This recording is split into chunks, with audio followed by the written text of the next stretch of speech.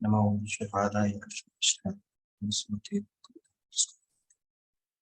नमस्ते सारस्वती देवी जय श्री कृष्ण चैतन्य हरे कृष्ण कृष्ण कृष्ण।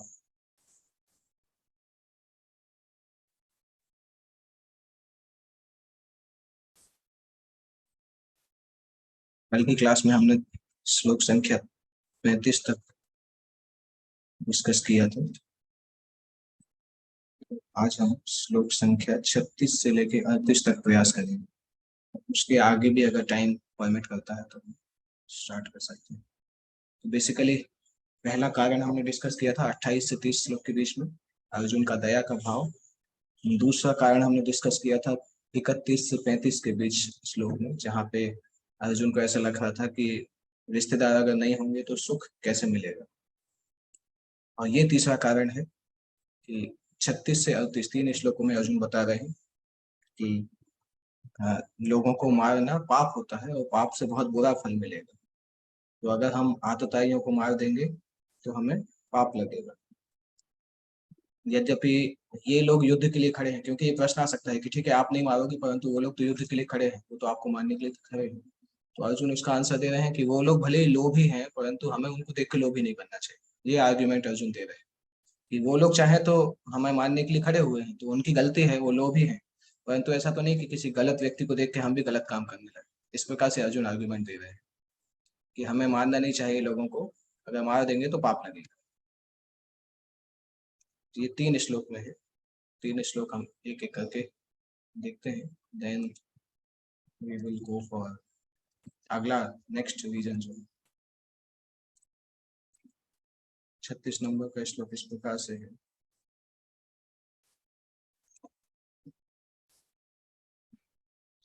पापम एवाश्रये तस्मात् हत्वैतान् आततायिनः तस्मान् नार्हा वयं हन्तु धार्तराष्ट्रान् सबान्धवम् स्वजनम ही कथम हत्वा सुखिनः स्याम माधव। जैसा आप देख रहे हैं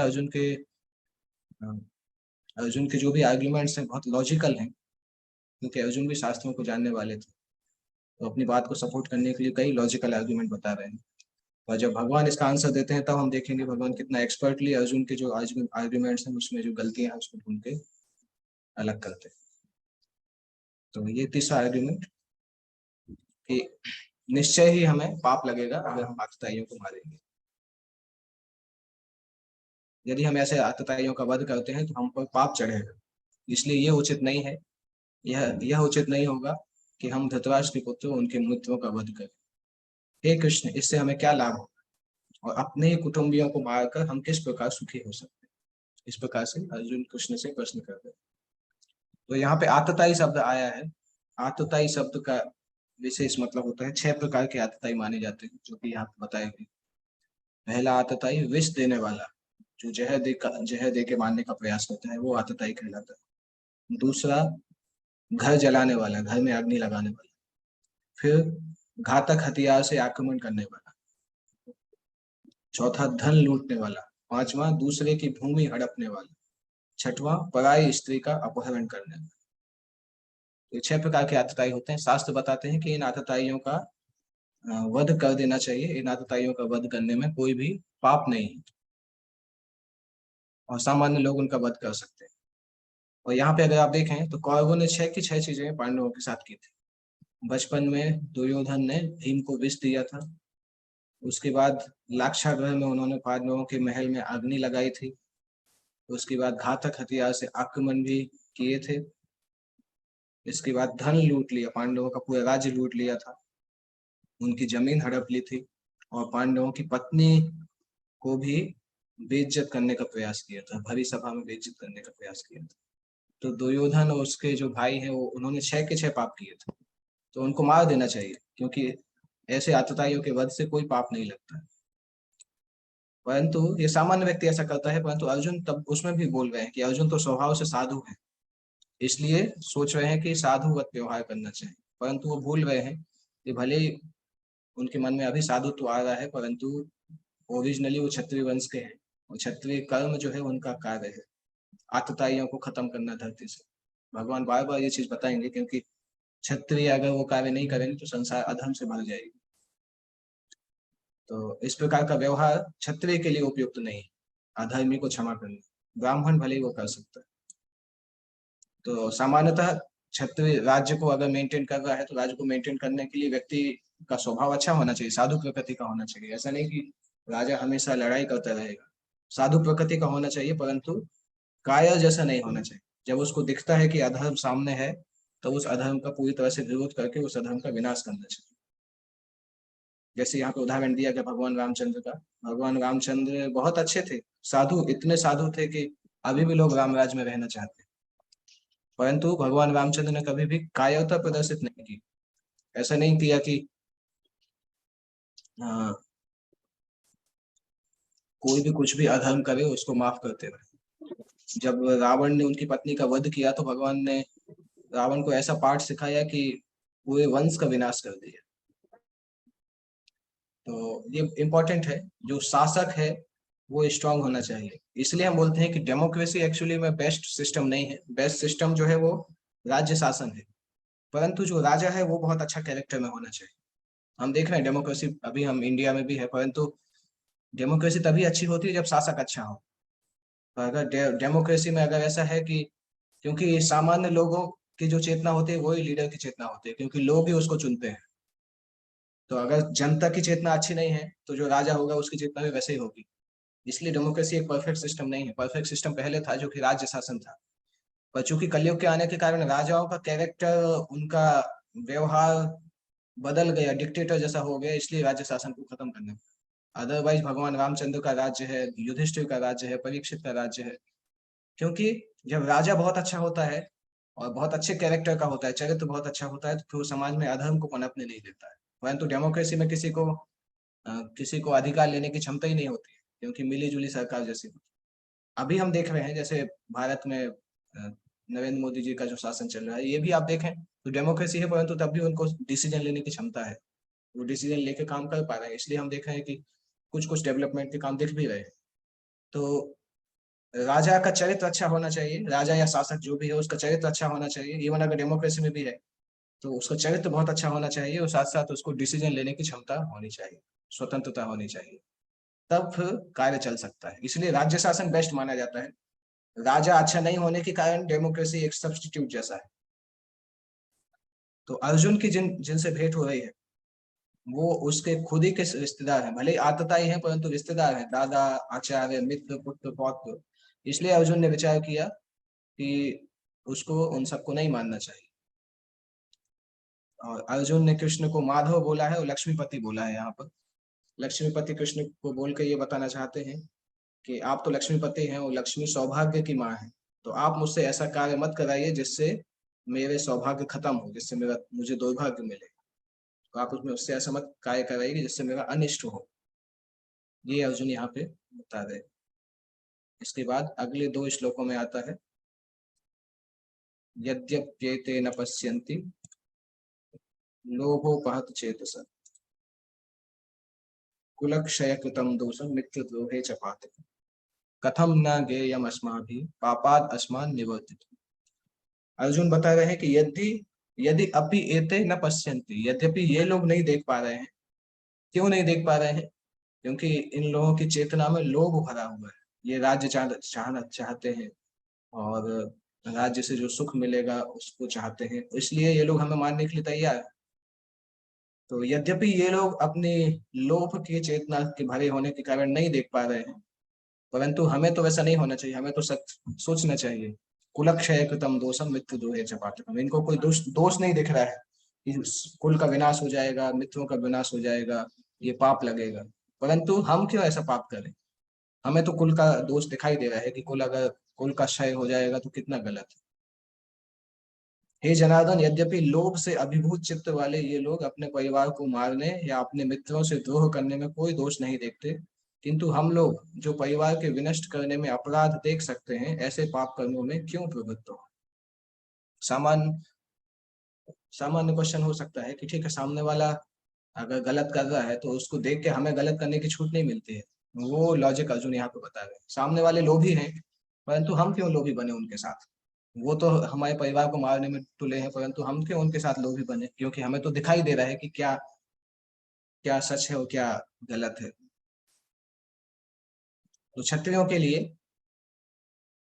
यहाँ पे बताया गया है कि क्षत्रियों के लिए मैंडेटरी है कि अगर विपक्षी पक्ष उनको युद्ध खेलने के लिए इनवाइट करे या जुआ खेलने के लिए इनवाइट करे तो क्षत्रिय को जाना पड़ता है, मना नहीं कर सकते। तो विपक्षी पक्ष ने अभी युद्ध के लिए इनवाइट किया है अर्जुन और उनकी सेना को, तो मना नहीं कर सकते हैं, अर्जुन लड़ने से मना नहीं कर सकते हैं क्योंकि दुर्योधन ने ललकारा था। परंतु उससे भी ऊंचा एक आर्गुमेंट अर्जुन दे रहे हैं कि दूसरा पक्ष तो ठीक है, लोभ से भरा हुआ है, भले ही वो हमें युद्ध के लिए ललकार रहे हैं, परंतु है तो गलत युद्ध करना, दुष्परिणाम तो मुझे दिखाई दे रहे हैं, इसलिए मैं ललकार को स्वीकार नहीं सकता। इसलिए अर्जुन किंग कर्तव्य विमूढ़ हो गए, क्योंकि युद्ध करने से मना भी नहीं कर सकते हैं क्योंकि अपोजिट पक्ष बुला रहा है, अगर नहीं जाएंगे तो वो भी एक गलत होता है। क्षत्रिय कभी भी युद्ध करने से मना नहीं कर सकता है अगर उसको इन्वाइट किया जाए। और दूसरा कि युद्ध करेंगे तो सब कुछ खत्म होने वाला है, तो युद्ध करें कि नहीं करें, क्योंकि युद्ध नहीं करते तो दुर्योधन लोग उसको कायर बुलाते कि तुम डर के भाग गए, तो वो भी क्षत्रिय के लिए अच्छा नहीं, कोई उसको कायर बोले। और दूसरा युद्ध करने से सब खत्म हो जाएगा, तो अर्जुन ये सोच रहे हैं कि क्या करना चाहिए, ललकार को स्वीकार करें कि नहीं। तो ये सब पक्ष विपक्ष पे अर्जुन विचार कर रहे हैं, और यही कारण था कि अर्जुन सोच ही नहीं पा रहे थे कि करें क्या एक्चुअल में। बाद में एक पूरी तरह से विमूढ़ हो जाते हैं, किंग कर्तव्य विमूढ़ हो जाते हैं, तो करें क्या, क्योंकि बहुत सारे आर्ग्यूमेंट ऐसे हैं कि मुझे करना चाहिए फिर नहीं भी करना चाहिए। तो इसके बाद फिर नेक्स्ट आर्ग्यूमेंट आता है कि कुल नेक्स्ट आर्ग्यूमेंट आता है परिवार का विनाश होने का हानिकारक प्रभाव, ये चौथा कारण है। क्योंकि युद्ध में परिवार की युवा और जो भी सीनियर लोग हैं वो सभी युद्ध में गए थे, महिलाएं तो युद्ध में नहीं जाती थी, महिलाएं और छोटे बच्चे युद्ध में नहीं जाते थे, परंतु बड़े लोग तो युद्ध में जाते थे, और प्रैक्टिकली युद्ध होने से सारे बड़े लोग खत्म हो जाएंगे, कुल का विनाश हो जाएगा। कुल का विनाश होने से घर वालों को कौन बताएगा कि क्या क्या ट्रेडिशनल वस्तुएं हैं, कौन के धर्म का पालन कैसे करना है, परंपरा का पालन कैसे करना है, ये सीनियर लोग ही बताते हैं। अगर ये सभी लोग युद्ध में मर जाएंगे तो कुल के धर्म का विनाश हो जाएगा, और जैसे जैसे पारंपरिक परंपराएं विनष्ट होती हैं तो घर में अधर्म बढ़ने लगेगा। अधर्म बढ़ने का एक मुख्य कारण होता है, अधर्म बढ़ने का एक मुख्य परिणाम होता है कि स्त्रियां प्रदूषित हो जाती हैं, क्योंकि जो भी घर में अगर बड़े लोग नहीं रहेंगे तो जो गलत स्वभाव के लोग हैं, हम देखते भी हैं कि घर में अगर पति या पिता नहीं है तो आसपास के लोग स्त्री को परेशान करने लगते हैं, उसको एक्सप्लॉइट करना चाहते हैं। तो अगर घर के बड़े लोग मर जाएंगे और अधर्म बढ़ेगा तो जो बाकी लोग ही लोग हैं आसपास वो कुल की स्त्रियों को प्रदूषित कर देंगे, और स्त्रियों की सतीत्व भंग होगा, उनकी बॉडी को एक्सप्लॉइट किया जा सकता है। अगर स्त्रियों को एक्सप्लॉइट किया गया तो उनके गर्भ से जो बच्चे जन्म लेंगे वो बच्चे बहुत डिग्रेडेड होंगे, पशु के समान होंगे, क्योंकि वो लोभी पुरुष के बच्चे होंगे। और सामान्यतः हम देखते हैं कि पूरी जनरेशन को आगे बढ़ाने में स्त्रियों का कितना बड़ा योगदान होता है। जैसे सभी लोग जानते हैं शिवाजी महाराज को, शिवाजी महाराज कितने बड़े थे, कितने शक्तिशाली थे, कितने अच्छे चरित्रवान थे, परंतु शिवाजी महाराज ऐसे कैसे बने, उनकी माँ के प्रशिक्षण के कारण। शिवाजी की जो माँ जीजाबाई थी वो बहुत महान सती स्त्री मानी जाती है, बच्चे के गर्भ से लेके बच्चे के ट्रेनिंग तक उन्होंने पूरा अपने जीवन को सेक्रीफाइस किया शिवाजी महाराज को बढ़ाने के लिए। तो सामान्यतः समाज को सुधारने की जिम्मेदारी स्त्रियों की है, क्योंकि स्त्रियों के गर्भ से जो बच्चे जन्म लेते हैं वो आगे जाके समाज के नागरिक बनते हैं। तो वही अर्जुन यहाँ पे बता रहे हैं कि अगर स्त्रियों को प्रदूषित कर दिया जाएगा तो फिर ऐसा होगा कि जो बच्चे जन्म लेंगे वो भी पापी होंगे, क्योंकि वो पाप कर्म के कारण उनका जन्म होगा, तो वो असुर समान बच्चे होंगे, और ऐसे बच्चे होंगे तो आगे सिविलाइजेशन खत्म हो जाएगा। ये बहुत लॉजिकल पॉइंट है, इससे पता चलता है कि समाज किस प्रकार से समाज की प्योरिटी को मेंटेन करना चाहिए। सामान्यतः समाज की प्योरिटी को मेंटेन करने का बहुत इंपॉर्टेंट तरीका है, समाज की स्त्रियों को स्वच्छ रखना होगा, उनका एक्सप्लॉइटेशन नहीं होना चाहिए, ब्राह्मण वर्ग होना चाहिए जो कि समाज को आध्यात्मिक तरीके से गाइड करे, और गाय होनी चाहिए क्योंकि गाय के दूध में इतनी शक्ति होती है कि आध्यात्मिक तरीके से हमारे दिमाग को ट्रेन करता है। तो ये तीन वस्तुएं बहुत महत्वपूर्ण है, स्त्री, ब्राह्मण और गाय। तब फिर समाज ठीक से चलता रहता है। अभी हम देख रहे हैं तीनों में से कोई भी सिक्योर नहीं है। स्त्रियां को भी कोई सिक्योरिटी नहीं है। बहुत बड़ी बड़ी चीजें बोलते हैं वुमेन एम्पावरमेंट का, परंतु स्त्रियों का एक्सप्लॉइटेशन कहीं भी होता रहता है। कितनी सारी हम न्यूज देखते हैं, स्त्रियों का रेप हो रहा है और सभी को दंड नहीं मिलता है। तो केवल बोलने के लिए बोलते हैं कि स्त्रियों का बहुत वो चल रहा है, परंतु कोई ऐसा राजा नहीं है जो कि स्त्रियों को एक्सप्लॉइट करने वाले को दंड दे सके, स्ट्रॉन्ग दंड दे सके। पहले के समय में देखिए, एक स्त्री का अपमान हुआ था उसके कारण रामायण हो गया, दूसरी स्त्री का अपमान हुआ उसके कारण महाभारत हो गया। अभी कुछ नहीं होता है, केवल अपमान होता है तो कैंडल लेके खड़े हो जाते हैं। तो स्त्रियां सुरक्षित नहीं है, ब्राह्मण भी सुरक्षित नहीं है जो कि आध्यात्मिक ज्ञान प्रदान करे, और गाय को भी लगातार मार रहे हैं। तो फिर हम कैसे सोच सकते हैं कि समाज आगे बढ़ेगा? तो ये बहुत अच्छा आर्ग्यूमेंट है अर्जुन का। परिवार और संस्कारों को नष्ट करने वालों को नारकीय जीवन, कुल के पुरखे पतित हो जाते हैं क्योंकि उन्हें पिंडदान की क्रियाएं समाप्त हो जाती है। पारंपरिक परंपरा विनाश हो जाएंगी तो पुरखे पतित हो जाएंगे क्योंकि उनको पिंडदान करने वाला कोई नहीं बचेगा। इसके कारण कुल, धर्म, कल्याण, कार्य सब कुछ विनष्ट हो जाते हैं और पूरा समाज जो है वो पाप की तरफ चला जाता है। तो ये आर्ग्यूमेंट एक इम्पॉर्टेंट है और करीब 40 से लेके 43 नंबर श्लोक तक ये आर्ग्यूमेंट चलता है। कल हम इस आर्ग्यूमेंट को श्लोक वाइज देखेंगे। आज हमने जस्ट इसको डिस्कस किया, परंतु 4 श्लोकों में अर्जुन इस आर्ग्यूमेंट को प्रेजेंट करते हैं और इसके बाद ऑलमोस्ट ये अध्याय खत्म हो जाता है। 1 या 2 क्लासेस में ये अध्याय खत्म हो जाएगा, क्योंकि ये चौथा आर्ग्यूमेंट है। फिर 5वां आर्ग्यूमेंट अर्जुन का इनडिसीजन। इस प्रकार से ये कंप्लीट हो जाएगा। किसी को कोई प्रश्न पूछना है आज के टॉपिक से? कल हम इसका डिटेल में पढ़ेंगे 39 से लेकर 43 तक जो श्लोक इसको बताते हैं। ओके, अगर कोई प्रश्न नहीं है तो हम क्लास एंड कर सकते हैं। अगर कोई प्रश्न है तो अपना हाथ उठा के पूछ सकते हैं, otherwise you can and the class.